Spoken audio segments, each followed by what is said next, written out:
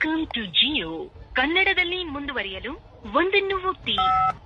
Hello sir. Hello ಅಲ್ಲ, ನಮಸ್ತೆ. ಮತ್ತೆ ಸರ್ ಅಲ್ಲ, ಮಾನ್ಯರೇ. ಯಾಕಂದರೆ ನಾನು ಕನ್ನಡಕ್ಕಾಗಿ ಒಂದನ್ನು ಒತ್ತಿದ್ದೀನಿ. ಓ ಸಾರಿ ಸರ್, ನಿಮ್ದು ಏನ್ ಕಂಪ್ಲೇಂಟ್ ಹೇಳಿ. ಸಾರಿ ಅಲ್ಲ, ಕ್ಷಮಿಸಿ. ಮತ್ತೆ ಕಂಪ್ಲೇಂಟ್ ಅಲ್ಲ, ಆರೋಪ. ಅಯ್ಯೋ ಸರ್, ಹೇಳಿ ಸರ್, ನಿಮ್ದು ಏನ್ ಆರೋಪ? ಅಯ್ಯೋ ಮಾನ್ಯರೇ, ನಾನ್ ಯಾರು ನಿಮಗೆ ಹೇಳೋಕೆ? ನಾನ್ ಬರೀ ನಿಮ್ಮ ಹತ್ರ ಮನವಿ ಮಾಡ್ಕೋತಾ ಇದ್ದೀನಿ ಅಷ್ಟೇ. ಅಯ್ಯೋ ಮಾನ್ಯರೇ, ನಿಮ್ದು ಏನ್ ಪ್ರಾಬ್ಲಮ್ ಇದ್ರು ಅಲ್ಲಿ ಮೇಲ್ಗಡೆ ಸೀಟ್ ಅಲ್ಲಿ ಕೂತಿದಾರಲ್ಲ ಅವ್ರಿಗೆ ಕಳ್ಸಿದೀನಿ. ಏನು ಪ್ರಾಬ್ಲಮ್ ಇದ್ರು ಸೊಲ್ಯೂಷನ್ ಕೊಡ್ತಾರೆ. ಸೀಟ್ ಅಲ್ಲ, ಸಿಂಹಾಸನದ ಮೇಲೆ ಕುಳಿತಿದ್ದಾರೆ. ಅದು ಪ್ರಾಬ್ಲಮ್ ಅಲ್ಲ, ಸಮಸ್ಯೆ. ಆಮೇಲೆ ಅದು ಸೊಲ್ಯೂಷನ್ ಅಲ್ಲ, ಪರಿಹಾರ. ಯಾಕೆಂದರೆ ನಾನು ಕನ್ನಡಕ್ಕಾಗಿ ಒಂದನ್ನು ಒತ್ತಿದ್ದೀನಿ.